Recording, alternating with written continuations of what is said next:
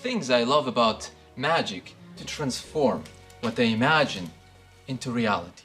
In this video, I will reveal Vitaly Beckman's drawing-to-life illusion that fooled Penn and Teller. Here's a quick recap of the performance. Vitaly began by explaining that before he studied magic, he used to paint and kept a sketch pad to capture ideas. To demonstrate, he drew a leaf and brought it to life.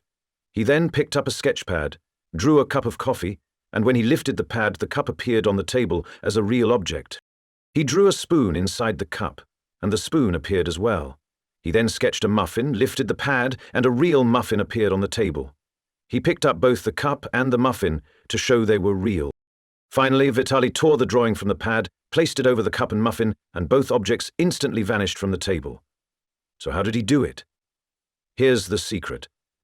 The first trick is simple. Under the cover of his right hand, his left fingers pull the top card down and slide it under the deck.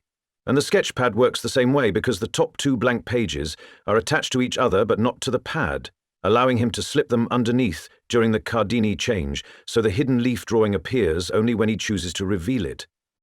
Moving on to the appearing and vanishing objects, the way the performance is filmed is important. There are only two front camera angles, and the table shakes several times, yet the empty space beneath it never distorts or shifts against the background wallpaper.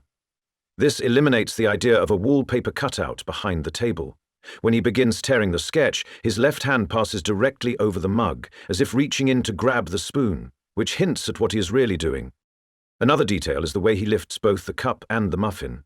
He raises them at a slight angle, just like removing magnets from their bases, and the clicking sound when he places the muffin back confirms that both objects are attached magnetically to their plates. His left-hand placement while holding the sketch pad flat on the table is also deliberate, because his fingers are long enough to reach and manipulate the magnetic base plates. The camera angle further helps the illusion. It is filmed from slightly below the horizontal plane, creating a downward angle that produces a blind area behind the table.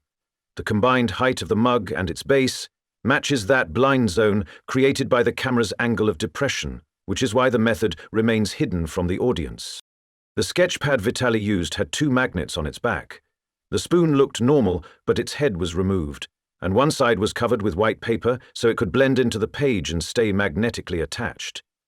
Vitaly pulled the spoon from the magnet and placed it in the mug, and it did not swivel when he tilted the mug, because another magnet inside the mug held it in place and kept the white side from being exposed. The table was gimmicked in a deceptive way.